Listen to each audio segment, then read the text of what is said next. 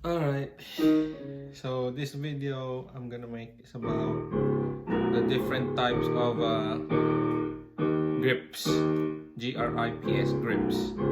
Right, so that's JC playing the piano in the background. But before I go talk about grips, let me just follow up on the first video I made, which is the Gladstone or free hand technique, where you get used to the stick being loose in your hand, and you get used to the bounce of the stick. I'm recording, nagre-record ng video. Okay, so it eventually turns to this, where you just bounce, okay? You don't drum, okay? We're not drumming, we're bouncing the ball. Like dribbling a basketball, you don't bring it down and then hold it back up. No, you don't. You just join with the bounce of the ball, right? When it goes up, your hand goes up with it, and then you just dribble again. Right? So basically that's the type of feeling you should get used to. Alright? So again, loose both hands. Okay, we're not drumming, we're bouncing. Alright, so when the stick goes up, your hand goes up with it. Your fingers are loose. Okay? So when you're playing, get used to that feeling. It's very little effort. Okay? So going into grips, there's two types of families or types of grips. The first one is match grip, which means both your hands, left and right, are over the stick. Right? It's over the stick, and then under match grip, there's three subtype. Right? First one is French grip, where your thumb is facing the sky, like that, right? And then the second one is what they call German grip, or Germanic grip. Okay, where your palm is facing downwards and the back of your hand is facing upwards, right? And then the third one is American grip. It's in between. So French, Germanic, and then somewhere in the middle is the American grip. Alright, so what are the differences and advantages and pros and cons of each grip? So for the French grip, you get more control. Okay, a lot of players are able to execute fast strokes using the fingers in the French grip, because if you look, you have free range, right? You have a range of motion, a big range of motion with your fingers, right? And then you use less of your wrist, so you can play longer. So most of the time when I use French grip on the high hand, let me just lower the volume of JC.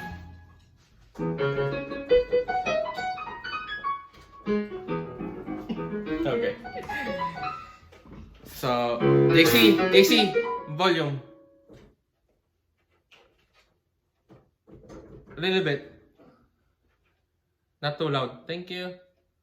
Let me see. Let me hear. Too loud, anak. Too loud. Baba mo. Thank you. Too loud pa rin, anak. Too loud pa rin. Please. Thank you. There you go. So, French grip. Okay. So, French grip is not all fingers. But a lot of players can play fast strokes. Teka lang, anak, I'm making a video, okay? Fast strokes using the fingers, that's another lesson for another day. But you can also use everything, the fingers, the wrist together, right? And then Germanic grip, since you're facing downwards, you can utilize more of your wrist. You see, wait a second, I'm making a video. Thank you. You can utilize more of your wrist, so you can get more power. All right, using the Germanic grip. And then American grip can utilize both. You have control, speed, and then power. You see?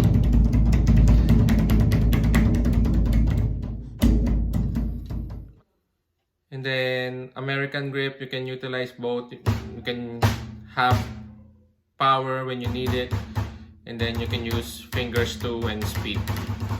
So those are the three kinds. So those are the match grips, right? So French, Germanic, and then American. And then there's another type of grip. It's called traditional. So this is not match grip anymore. So you can see traditional. The left hand, the one for the snare, is now facing upwards instead of overhand. It's now underhand. Right. So I don't use traditional.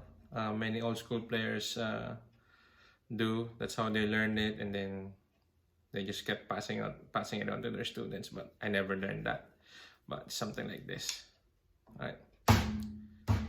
Now the reason why drummers of old came up with that type of grip is because during wars and parades, they would have the snare hanging by their sides here. There's a strap around their neck, and the snare is by their side.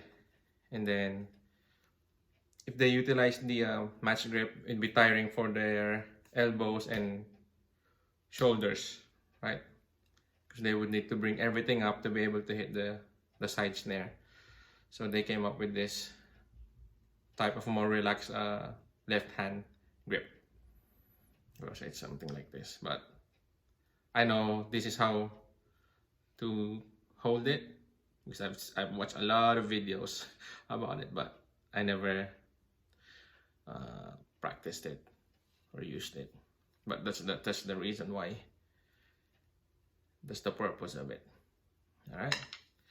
So even though there are different types of grips, it doesn't mean to say that, hey, I'm gonna master the Germanic grip, I'm just gonna play Germanic grip all my life and whatever I play. No, you utilize all of them. Maybe this way, if you need more power or more volume for your hi-hat, you would use Germanic grip so you get more power. Or if you need to be relaxed, you can use French. Or if you need speed, you can use French. And most of the time I'm American here, and then I would change this depending on the type of music or what I feel that moment. Or most of the time I would use Germanic on the ride, right? Sometimes I need more punch when playing the ride cymbal, and then when I do a fill or use the toms, I use American, right? Because it's more accessible for me. And sometimes most of the time when I use the floor tom, so from here, Germanic or American or whatever grip, and then when I move to the floor tom, I change to French because that's the more relaxed. I can just bring my elbow down here, and I can still play the floor toms here instead of Germanic. See how my elbow comes up if I change to Germanic. But if I just play in French, right? And when I need to reach over with my left hand to the floor tom, I change to Germanic because that's what makes sense at that moment, the most comfortable grip for me, right? Because when I do this, it's awkward, see? I need to bring up the elbow to be able to do French or American, but Germanic, it's just more relaxed. So those are the uses of types of grips and the uses of each grips. All right, hope you learned something, man.